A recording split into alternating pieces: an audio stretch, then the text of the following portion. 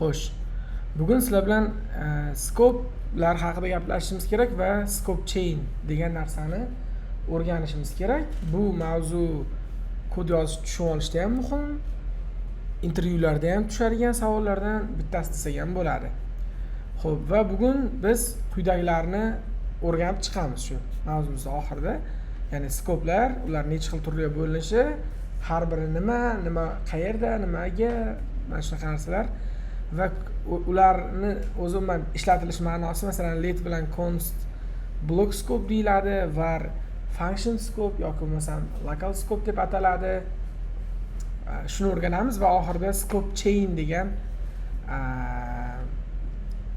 shu nima deymiz, terminni, shu mana shu JavaScriptni bir mana shu joyini o'rganamiz. Demak, scope bu nima narsa? Birinchi bitta kichkina ta'rifchasi, bu o'zgaruvchiga kodning qaysi joyda o'zgaruvchiga shu kodni qaysi joydan murojaat qilish mumkinligini bildiradigan termin. Keling. Yana bir marta takrorlayveraman. Esdan chiqib ketmay anaqa e'tiboringlarni qaratish uchun, scope bu o'zgaruvchiga, masalan, bitta fayl bor. Faylning ichida ko'p kod bor. O'sha faylni tasavvur qilinglar, tepasida bitta o'zgaruvchi bor. Tepasidanmi, qayerdadir bitta o'zgaruvchi bor. Ana shu o'zgaruvchiga shu faylni qayerlardan turib murojaat qilsa bo'ladi? O'zi murojaat qilsa bo'ladimi, bo'lmaydimi? Bo'lsa qayerdan turib murojaat qilsa bo'ladi degan javobga mana shu scope ni tushunib olsak, o'shanda biz javob bera olamiz. Ha, mana bu yerdan turib bunga murojaat qilsa bo'ladi, bu yerdan esa yo'q, bunga mumkin emas. Shunaqa deb javob beramiz. Demak, boshladik.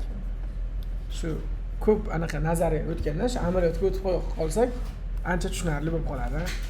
Demak, bitta o'zgaruvchi ochaylik. Let's masalan global liboy o'zgaruvchi nomi ixtiyoriy bo'lishi mumkin, to'g'rimi? Masalan, men shuni global name deb qo'ysamda, ichiga misol uchun John deb ism qo'yib qo'ysam, mana bitta men o'zgaruvchi ochdim. Endi shu yerda sizlar tushunishinglar kerak bo'lgan narsa, faylni ichida hech qanaqa funksiyalarsiz birdaniga o'zgaruvchi nomini yozsanglar, oddiygina mana hech qanaqa jingalak qavslar yo'q bu yerda. Prosta yozilsa, mana shu o'zgaruvchi bu globalniy bo'ladi. O'sha fayldagi global, ya'ni globalniy e'lon qilingan o'zgaruvchi hisoblanadi.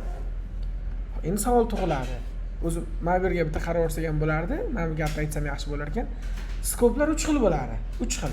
Birinchisi global scope, globalniy scope, function scope. Ayrim manbalarda buni local ham deb atashadi. Farqi yo'q. Function scope desanglar ham, local scope desanglar ham to'g'ri. Ya'ni 3 ga bo'linadi o'zi. Birinchisi global scope, ikkinchisi function, ya'ni local scope va block scopelarga bo'linadi. Biz global scope'ni o'rganishdan boshlayapmiz. Demak, faylning ichida o'zgaruvchi ochib, unga nimadir liboy narsa, aynan string bo'lish shart emas edi. Liboy o'zgaruvchi ochsak, mana shu o'zgaruvchi bu globalniy bo'lib qoladi. Endi savol tug'iladi. Nima qilib tushungan endi shunaqa bo'lgan? Nimasi globalniligini faqat shu fayl tepasiga yozib qo'ysak shundan bilamizmi desanglar, yo'q. Masalan, bitta funksiya ochsak, masalan, bitta function ochsak, function nomini test deb qo'yay. Uni qiladigan ishi console logga, masalan, console logga mana shu global scope degan mana shunaqa qilib yoza olamiz, mumkinmi? Mumkin emasmi shunaqa yozish? Hozir mana shu endi funksiya ishlashi uchun funksiyani albatta chaqirishim kerak, to'g'rimi? Men chaqirishim kerak. Hozir dastur ishlasa, 4-liniyada John degan yozuv mana shu yerga chiqadimi, chiqmaydimi? Chiqadi deganlar qo'l ko'taramiz. Chiqmaydi deganlar qo'l ko'taramiz. Nega chiqmaydi? Nega chiqmaydi deganlar. Kod qanaqa ishlaydi mana? Boshdan ana qilamiz, xayolga ishlatamiz. Birinchi mana bu yer keladi. Global name degan o'zgaruvchi bor ekan, uning ichiga name degan, John degan string kirib turibdi ekan. Okay deymiz. Keyin mana bu yer kelgandachi? Nima bo'ladi bu yer kelganda? Bu yer kelganda funksiya borligini prosta interpretator bilib ketadi. Mana bu yer kelgandachi? funksiya ishga tushadi. Ishga tushdi degani shunday mana funksiyani jingalak qavslari ishlab va mana bu yerda konsol logga chiqadi. Mana natijani ko'radigan bo'lsak, xo'p. Yoqmabman, go live. Uzr, yoqmagan ekanman. Inspect console log aylantiramiz. Mana John chiqdi. Qaysi liniyada? 4-liniyada. Hozir xalaq beryapti bizga. Xo'p, mana script.js faylining 4-liniyasida console logga nimadir chiqaruvding, ana shu narsa chiqdi deyapti. Mana John, qaraymiz, haqiqatan ham chiqdi. Endi global scope ning ma'nosi nima desanglar, global scope qayerda e'lon qilinsa ham, agar globalniy joyda e'lon qilinsa, qolgan narsalarni libo joyga kirib bora oladi. Mana masalan, mana global scope bu yerda e'lon qilingan, lekin funksiyani ichiga qo'rqmasdan yozib qo'yapmiz. Ana shu yerda ishlayapti. Ana shu yerda funksiya u global scope ni topayapti. To'g'rimi? Topa olyapti-yu. O'sha chiqdi-yu mana. Demak, global scope da ni ma'nosi qanaqa? U e'lon qilinsa, misol uchun farqi yo'q, masalan, let qanaqadir number barobar masalan 50 deb e'lon qilinsa, biz uni console logda mana bu yerda console logdan farqi yo'q, qayerda bo'lsa ham mana shu funksiyani ichida ishlatsak yoki bo'lmasa mana shu test emasdan mana buni kelib outer deymiz, tashqi funksiya bo'lsin va tashqi funksiyani ichida yana bitta funksiya bo'lsin. Function inner degan function bo'lsin. Inner function ichida console log namni mana qilib chaqirib forward mana qo'yamiz va o'sha innerni mana bu yerda chaqirib yuboradi. Farqi yo'q qayerda chaqirsak ham yo tashqarida, u ham unisi ham farqi yo'q. Yo'q, lekin mana yerda bo'lish kerak aytmoqchi. Bo'ldi mana. Mana shu yerda chaqirsak, mana buni outer qilamiz. Hozir qaranglar, number qayerda e'lon qilyapti? Birinchi globalniy function bor, bu faylimiz o'zi globalniy function. Uni ichida outer bor, uni ichida inner bor. O'sha innerning ichida namni chaqiryapmiz. Lekin o'zi qayerda nam aslida? Tepada, to'g'rimi? Ichkariga chaqirsak, mana John bilan 50 ishlayapti, chiqyapti. Demak, globalga yozilgan o'zgaruvchilar libo joyda chaqirilib ishlatililishi mumkin degan qoidaga to'g'ri kelib qoladi. Joy bormi? Okay. Demak, shuning bilan global scope tugadi. Suhbatlarda global scope nima desa, mana shunday aytib bersanglar bo'ladi. Global scope faylning yuqorisida e'lon qilinadigan o'zgaruvchilar yoki funksiyalar, farqi yo'q. Endi yarimta gap aytib ketaman.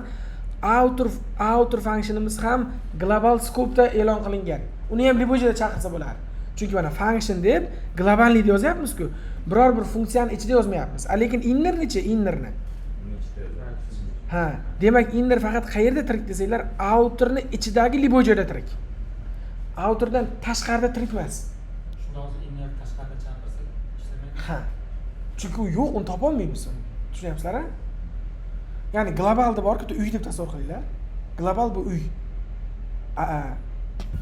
Mana bu esa qani edi? Functional bilan local esa bu uydagi xonalar. Masalan, birinchi xona, ikkinchi xona, mehmonxona, masalan, har xil xonalarda masalan. O'shalar function yoki local scope deyiladi. Qani desak mana bu outer functionimiz bu local yoki bo'lmasa function scope. Jingalak qavsini ichi, jingalak qavsdan boshlanib, jingalak qavsini ichi local yoki function. O'zi unaqa emas. O'zi qanaqa? O'zi global. Chunki u tashqarida e'lon qilyapti-yu, outerni o'zi. Mana ism unga tashqarida berilyapti. Lekin uni jingalak qavsini ichichi function yoki local. Okay. Hozir blokda ham o'rganamiz nimaligini. Mana bu inner ham, mana innerni mana bu yeri ham innerni o'zi local. Local deb e'lon qilingan mana va uni ham mana jingalak qavslarning ichi u ham local. Qarshi functionlar local. Tushunyapsizlar-a? Lekin globallikdan boshlansa, o'zi globalniy, jingalak qavslarning orasi function, local yoki. Xo'p. Endi nima balo bo'lyapti o'zi desanglar, yanada bir oddiy misol tuzib beraman.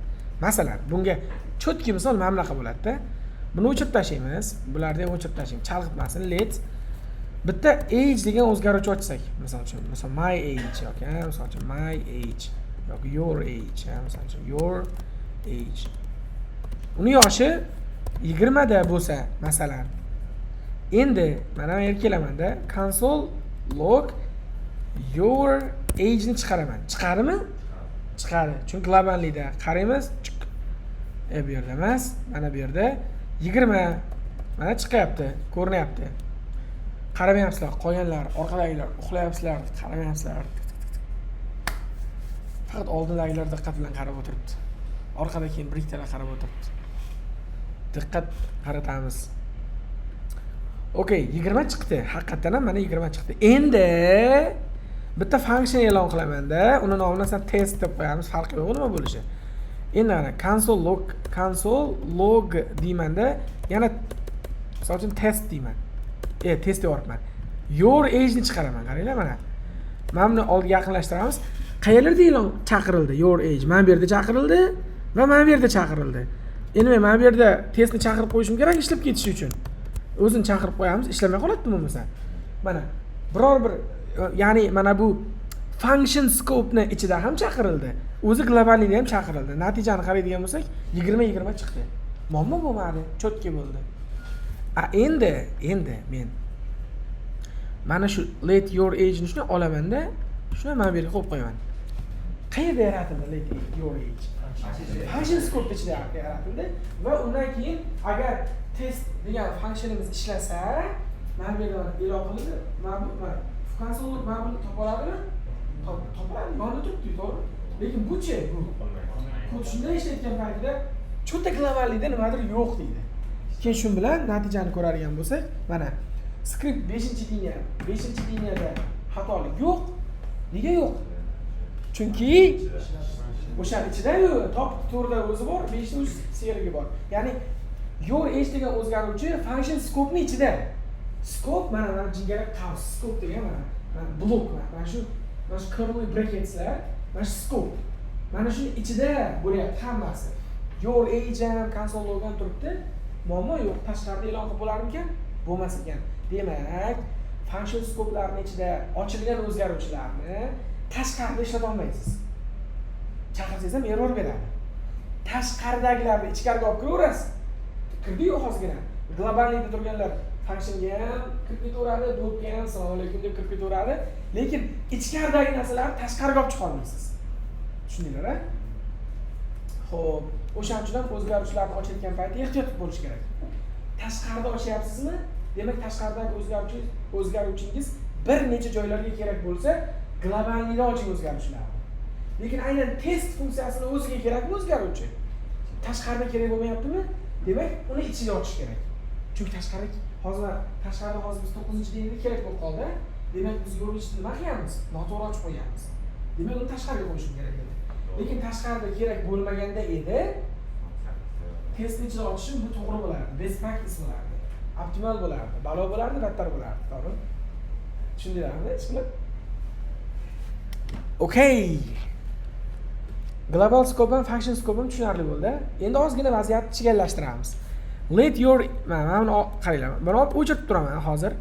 Mana bu yerda let your age qilsamda, yana let your age barobar 60 qilsam, shunaqa qilish mumkinmi, mumkin emasmi? Mana shunaqa qilish. Mumkin deganlar qo'l ko'taramiz.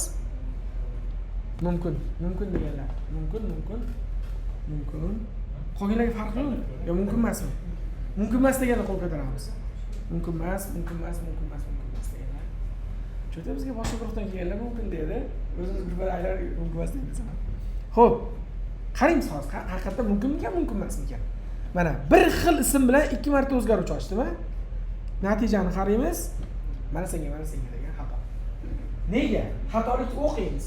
Nima deb bechara javrayapti masalan? Uncalled syntaxis error degani noto'g'ri yozyapsan degani. Ha. Endi identifier your age has already been declared. Yaratib qo'ygan narsani qayta-qayta. Xuddi uydagilaringiz 4 ta farzand ko'rib, hammasiga Hasan deb ism qo'yib qo'ygan o'xshaydi. Cho'ta nima deb aytolmasmi? Tushunasizlarmi? Mumkin emas ikkinchi ismga. Yo'q, mumkin deysiz. To'g'ri, unda to'g'ri. Lekin mana bunday qilsak buni ma'nosi nima bo'lib qoladi hozir? Mana bunday qilsak nima? Qiymati almashib qoldi, to'ppa-to'g'ri. O'sha o'zgaruvchi hali ham. Endi men nima demoqchiman? Hali vaziyat mana vaziyat keldik. Endi bit globalda turib birdaniga ikkita bir xil o'zgaruvchi ochiq bo'lmas ekan, a? Endi menga your age degan o'zgaruvchi mana bu yerda ham kerak bo'lib qolsa-chi. Faqat u boshqa your age lekin. Ya'ni let your age barobar 60 desam. Ya'ni mana hozirgina tepaga yozib qo'yilgan o'zgaruvchini prosta yulib men bu yerga qo'yib qo'ydim. Endi mumkinmi shunaqa qilish? Lekin nega mumkin endi? Nega? Ha, короче, alohida ro'z orimiz biz, to'g'rimi? Bu alohida, bu alohida bu. Ya'ni qo'shni uyda ham Hasan bo'lishi mumkin. Nega Hasan deyapman? Nega Hasan? Robert Hasan. Ha? Ichkariga kirishi bilan xonaga aylanib ketdi. Ha, yo'q, yoki bunaqa o'ylasak ham bo'ladi. Qo'shni uydan masalan Tyson bo'lsa, bu yoqda ham Tyson bo'lishi mumkin, masalan. Eslab qolishga uchun aytyapman. Ya'ni nagi qo'shnida ham shunaqa farzandi bo'lishi mumkin. Yo'q, bizning qo'shnimizda Jasur degan bolasi bor edi, boshqa qo'ya olmaymiz bu mahallaga. Demaydi-yu masalan. Xohlaganini qiladi. Xuddi biz ham shunaqa qilyapmiz. Natijasini ko'raylik-da. Mana natijasini ko'raylik. Lekin bitta joyga e'tibor beringlar. Qaranglar, nima chiqyapti aniq qiymat. 60 va 20 chiqyapti. Nega? Qaranglar, nima bo'lyapti? Kodni o'qiymiz. Birinchi your age 20, mana your age. Buni ko'rib ketadi interpretator. Keyin nima qiladi? Mana funksiyani ko'rib nima qiladi? O'tib ketadi. Ha, bor ekan deydi. Mana shu bor ekan. Kim ham yer keladi? Mana bunga o'tib ketadimi, o'tib ketmaydimi? Yo'q, birinchi test ishlaydi. Shuni ichkariga kiradida your age konsolga your age chiqarish kerak ekan. Qayerdan qidiradi your age-ni? Ha, o'zidan qidiradi. Qarasa bor ekan 60. Bu your age 60. Endi bu funksiyani ish tugadi, tashqariga chiqadi-da. Endi mana bu your age-ni qayerdan qidiradi? Tepadan. Nega mana funksiyani ichidan qidirmayapti? Ha, skopga e'tibor beramiz, skopga. Mana konsollik qayerdagi nimani xohlayapti? Globalni xohlayapti. Tushunarli-a? Okay. Demak, bundan nima kelib chiqdi? Nima haqiqat kelib chiqdi? Mana bu yerda bironta nom o'zgaruvchi ochsanglar, function scopening ichida birorta nomli o'zgaruvchi ochsanglar, bu tashqarida ochib bo'lmaydi degani emas. Yoki teskarisi. Tashqarida ochsanglar,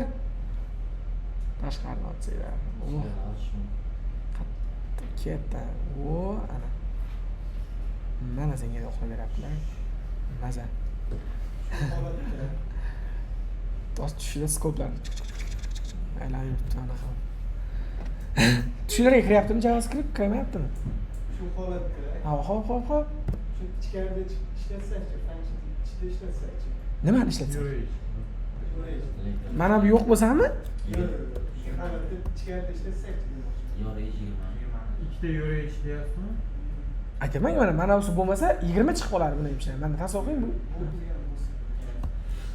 Yo'q, birinchi baribir mana bu ishlab ketadi. Unda kirgizgansan deydi. Agar Shu xonadan bo'lsa yo'q, ishlayapti. Lekin bitta bola uxlab qolgan bizda. Olib chiqib keting shu bolani desa. Hazil setma. Mayli. Короче, qaranglar. Yaxshi savol beryaptilar, faqat to'liq ochib berolmadim. Necha mana qilmoqchi bo'ldim. Mana bu yo'l mana test ichidagi, mana bu konsolga mana chiqib qolyapti, to'g'rimi? Lekin yo'q, men globalizmni chiqarmoqchiman desak, imkoni yo'q. Yo'q, mana bu yo'lga chiqadi. Qanaqa imkoni bo'lardi? Mana bu ismni almashtirish kerak boshqasiga. U baribir o'zidagini olib chiqib ketadi tashqariga.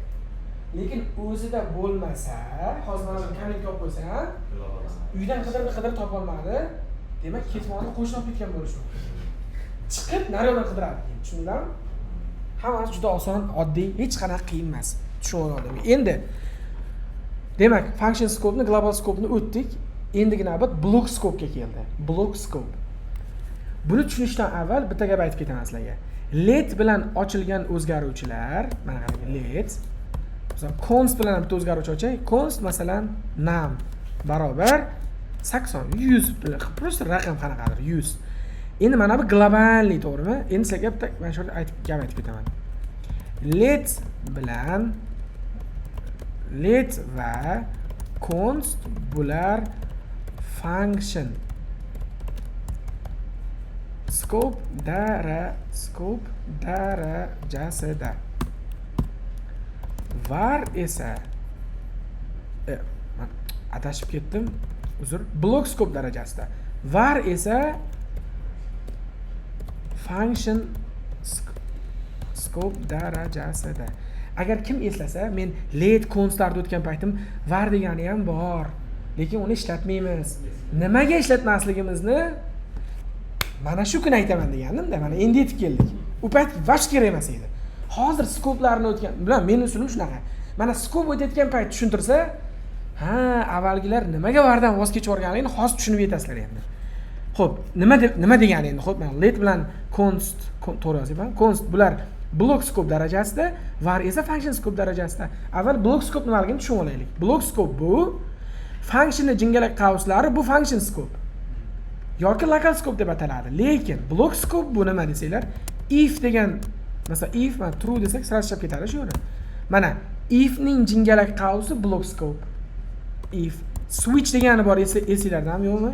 Ishqilib switch case to'ppa-to'g'ri. Switch ning jingalak qavslari block scope. While degani bor edi esinglarda bo'lsa.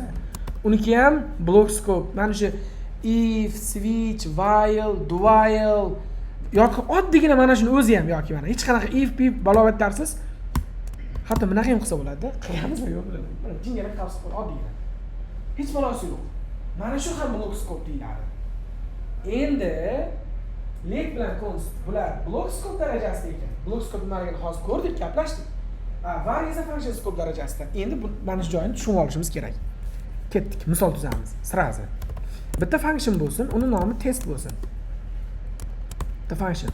Va test funksiyasini chaqirmasak, u ishlamaydi albatta. Chaqirib olamiz. Endi mana bunday ish qilamiz. Chalg'itmasin tepadagi hech narsa. Letdan boshlaymiz bo'pti. Let mana shu blok bu yerga olish shart emas menimcha. Kelinglar. Let your your age barobar 20 deb qo'yaman. Undan keyin console log your age deyman. Undan keyin bitta if qo'yaman-da. Agar deyman, hech shart qo'ymayman, true deyman, shuni ishlab ketaveradi. Shart kerak emas bizga. If bo'lsa, shu to'g'ri bo'ldi-da. Endi console logga yana your age ni chaqiraman. Xo'p. Mana buni mana bir deb qo'yay, adashib ketmasligimiz uchun-da, o'zimizni chalg'itib qo'ymaslik uchun. Mana bu yerga mana bunday qilib 2 deb qo'ysam, shuni chalg'itmaymiz. Bo'ldi. Bu if ichidagi your age. Bu endi kodni ozgina tahlil qilib ko'ramiz, chunki chalkashmovchilik bo'layotgan bo'lishi mumkin. Demak, test funksiyasi ishlagan vaqtida test funksiyasining jingalak qavsi qayer? Function scope yoki local scope. Endi ana shuni ichida 7-liniyadan 9-liniyagacha bo'lgan joy esa qanaqa scope? Block scope. Chunki if-niku. Mana jingalak qavs kimniki? If-niki. Endi mana bu your age ni, mana bu block scope topa oladimi? O'zini xonasidan qidiradi. Bormi o'zini xonasida? Bormi your age? O'zini xonasida mana shu yerda bormi? Topa olmasa bitta sakrab chiqadi. Qayerga? Bu qanaqa scope edi mana bu joy? Function yoki local farqi yo'q. O'sha function. Kelishib qaysi birini aytamiz? Local deymizmi? Function deymiz. Function bo'lsa function farqi yo'q. Function scope-da. Endi o'sha function scope-dan your age ni topadi-da. Mana dasturda bitta qaraydigan bo'lsak, mana 1.20, 2.20 deb chiqardi. Endi qaranglar, nima bo'lyapti? Shu your age ni olaman-da, mana qarang. Hoppa, olaman-da. Mana bu yerga qo'yaman-da. Mana. Hop. Mana bu yana your age ni olamiz-da. Mana bunday qilib, mana bu yerga qo'yamiz. Endi nimasi bu? Endi nima bo'lib qoldi? Qaraymiz, tahlil qilamiz. Nima bo'lyapti? Qaranglar. Birinchi test funksiyamiz ishlaydi, to'g'rimi? Chunki chaqirilgan. Test funksiyasi shuni ichiga kiradida, if ishlaydimi? True deb yozib qo'yamiz, ishlaydi. Ishlashni boshlashi bilan mana birinchi if ichiga kiradi. Your age 20 ekan. Console logga birinchi 2 nuqta nima chiqadi? 20. Bundan shunday tashqariga chiqib console log 1 deydi. Your age ni qayerdan qidiradi bu console log? Bu console log o'zi qayerda turibdi? Block scope-da turibdi, function scope-da turibdi. Function. Demak, qayerdan qidiradi? Function scope-dan qidiradi. Topa oladimi? Yo'q. Qayerda? Your age. U block scope-da yashirin olgan. Natijani ko'radigan bo'lsak, mana uncount reference error. Reference degani anaqa. murojaat yoki link saqlanmayapti-da bir-biriga. Mana bunaqa bo'lmagan. Your age is not defined. Text bunaqa yaratilmagan, aniqlanmagan degani. Xo'p, haqiqatan ham to'g'ri. Yaratilgan-ku. Bolalar kod yozayotgan juniorlar nima deb o'ylab qoladi? Mana yozganman your age. Nega bu yoqqa chiqib keta olmayapti deydi. Endi shu yerda mana bu qoida aytadi. Qarang nima deydi.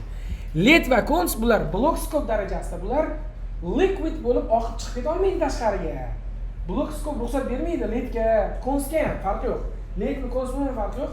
Letga ham, consga ham block scope meni ichimda yaratildingmi? Ya'ni meni qarorgohimda yaratilyapsanmi? Sen faqat menda ishlatilishing mumkin, mendan tashqarida ishlatila olmaysan deydi. Lekin tashqarida bo'lsa-chi, ya'ni mana bu yerda bo'lsa-chi agar. Ichkariga kira oladi. Eslab qolyapsiz, ichkariga kira oladi. Lekin ichkarida yaratilsa tashqariga chiqa olmay qoladi. Kimlar? Let va cons bilan ochilgan o'zgaruvchilar. Lekin mana padarlanadi var. Hozir qaranglar, nima bo'ladi hozir qarab turinglar endi. Endi vashi yevoradi bu tentak. Olamiz. Xuddi shu boshqa misol tuzmayman. Просто var deyman mana buni. Var. Futbol bo'lgandan beri varni yomon ko'rib qoldim bor-ku. Varni JavaScriptchilar ham yomon ko'radi. Futbolchilar ham. Xo'p, boshladik. Mana var bilan ochilgan, your age var bilan ochilgan. Qayerda ochilgan lekin? Qayerda? Function scope'da. Yaxshi. Natijani ko'ramiz. Mana 2.20, 1.20 chiqdi. Nega? Chunki mana bu block scope qidirdi, qayerdan? O'zini scope'dan qidirdi, topa olmadi. Sayfidan aytganda tashqariga chiqadi. Qaraydi, qarasa bor chiqadi bu ham. Mana bu esa o'zi function scope'dan qidiradi, topadi. Endi xuddi shu ishni olamiz. Buni qo'yamiz. Qayerga qo'yib qo'ydik? Block scope ichiga qo'ydik.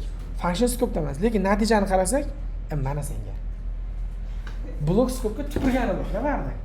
Qaramayapti unga. Tushunyapsizlarmi bunga? Chunki mana bu yerda qoida bor endi. Kitoblarga yozib qo'yibdi. Var function scope darajasida. U block scope'larga qaramaydi. Va var mana shunaqa o'zini shunaqa tutishi juda katta problemalarga olib keladi-da. Erta kod yozayotgan. Muhim kodlar yozayotganingizda siz mana bu yerda bo'lib tursin degan o'zgaruvchingiz bor-da, o'zgaruvchi nomlari juda bir xil bo'ladi-da. Menga ham yo'rish kerak, sizga ham kerak bo'lib qoladi. Lekin men block scope'ni ochganman yo'richani. Siz function'ni ochib qo'ygansiz, funksiya yaratgansiz. Qachonlardir u funksiyangiz ham katta, bizga o'xshagan kichkina emas, katta. Ichida bir nimalar qilgansiz. Endi men bitta joyga shart yozib qo'ymoqchiman. If bir narsa bo'lsa yoki switch bir narsa bo'lsa deb ichkariga kirganman-da, ular o'shaning ichida men ham yo'rich ishlatganman. Faqat var bilan ishlatganman. Sizga oqishni boshlaydi, qarab. Bu xatoliklarga olib keladi. O'shaning uchun var ishlatilmaydi. Endi suhbatda nima deb so'raysizlar? Let, const, var farqini nima ayting deydi. Shunday aytasizlar. Let kelajakda o'zgartirsa bo'ladigan o'zgarishlarni e'lon qilish uchun, const esa o'zgarmaslarni e'lon qilish uchun. Var ham let xuddi o'zi, lekin bularning farqi bor. Let bilan const block scope darajasida, var esa function scope darajasida deysizlar. Keyin u keyingi savolga o'tadi. Scope'lar nima deydi? Bu davayt scope'lar uch xil bo'ladi. Global scope, function scope, ayrim adabiyotda local scope deyiladi deysiz. Sekin bitta ochko. Keyin block scope bo'ladi deysiz. Keyin kompyuterni tutsa, ta yozib berasiz. Bu ham muammo emas. Tushunarli bo'ldimi? Va eng oxirgi yarim soat o'tib qo'ydik. Tez gapiryapman. Okay. Va eng oxirgi narsa qoldi. Mana Wordga qaraydigan bo'lsak, o'tib bo'ldik mana. Global scope, function scope, local scope, просто yozilishi vahimada. O'tib tashsak, muammo emas. Let va const block scope var. Nima qoldi? Chain. Chain nima degani ingliz tilida? Yangi yilda yasaganlar, to'g'rimi mana? Rangli qog'ozdan mamlaqa qilib osib chiqadi-ku, mana qilib. Ana shu narsa chain deyiladi. Endi nima balo bu dasturlashdagi chain desanglar, men buni ko'rsatish uchun tayyor mana buni chizmasini ham chizdim. Global scope tak ichkarida, outer, ya'ni function scope tak ichkarida. Yo'q, uzun. Ikkalasi function. Mana misol olamiz. Eng tinchi va eng zo'ri mana shu. Hozir tushuntiraman nimaligini. Opa, qo'yamiz.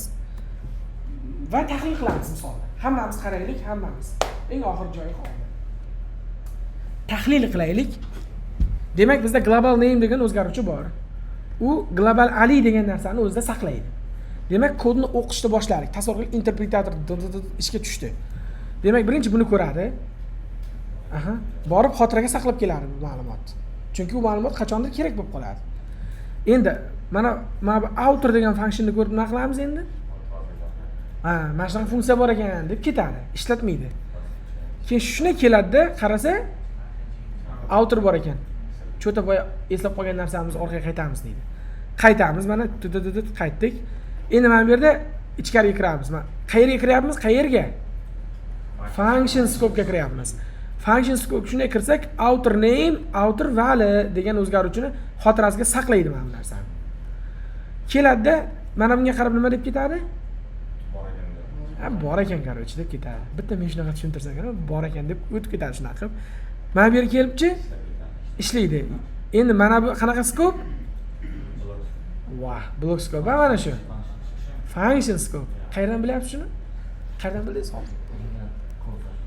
Jingalak qavs ochilsa function bo'ladi. O'zgaruvchi bor. O'shaning uchun function bo'ladi. Nima uchun function bo'ladi mana shu? Nodirbek? Chunki jingalak qavs funksiyaniki, if-niki emas, else-niki emas, while-niki emas, switch-niki emas. Demak, bu ham function scope. Endi mana bu yerda inner name degan narsa bo'ldi. Natijani bitta ko'rsak, mana inner g'ani, inner value, global ali deb chiqdi. Yo'q, inner g'ani, outer value, global ali. Qofiya bo'lib ketdi bu.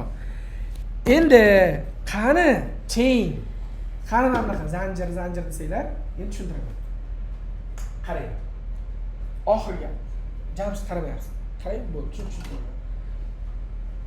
Mana bu yerga kod yetib keldik, hozir konsologda ko'rgan paytimiz birinchi inner g'ani deb chiqdi-ku.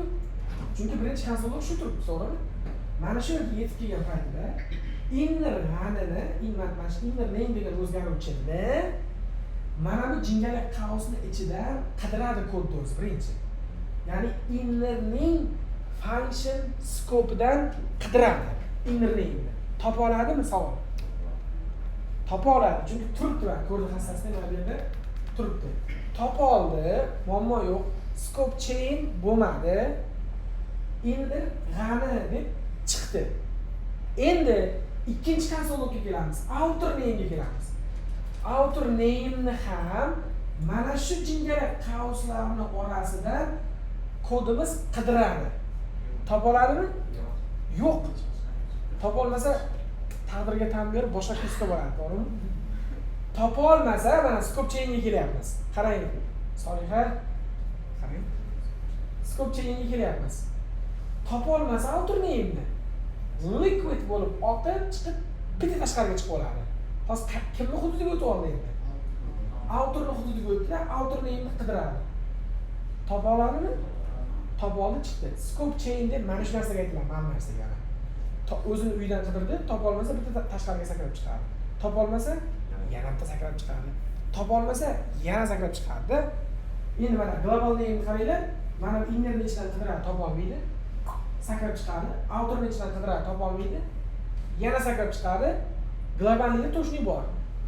Bor bo'lganligi uchun ham chiqaradi. Endi savol, mana shu global name globallikda bo'lmasa nima bo'ladi hozir? Chiqmaydi deb chiqadimi? Xatolik chiqadi. Xatolik chiqadi. Nima deb xatolik chiqadi? Topolmadim deydi. Topolmadim, yo'q deydi. Tushunyapsizlar, xatolikni global name is not defined. Yo'q unaqa narsa deydi. Ustoz, bu yerga var qo'ysak bo'larkan, chunki functiondan chiqolib o'zi. Var. Men просто misol uchun yozdim. O'zi maqsad chiqarish bo'lmaydi-ku. Tashqaridagini olib kirish. Men просто scope chain'ni tushuntirmoqchi edim. O'zgaruvchini olib kelib ichkarida e'lon qilinyapti, chaqirilyapti. Global ha, shunday. Global Tashqaridan topib ichkariga olib kelyapti. Uni qaytasiz. Ha, yo'q, to'xtang. Yo'q, qaranglar, shu joyga xato qilyapsiz. Mana shu joyga men nima deyishganman? Tashqaridan topib ichkariga olib kiryapti emas. Ichkaridan topolmay tashqariga chiqyapti. Ana shu joy yomon o'ynashadi bir xil odam. Tashqaridan olib kelib bo'lmaydi. Yo'q, tashqaridan olib keladi, lekin tashqaridan olib ichkaridan o'sha joyga tashib ketyapsizlar. Ichkaridan topolmasa, bitta tashqariga, topolmasa bitta tashqariga bo'ladi.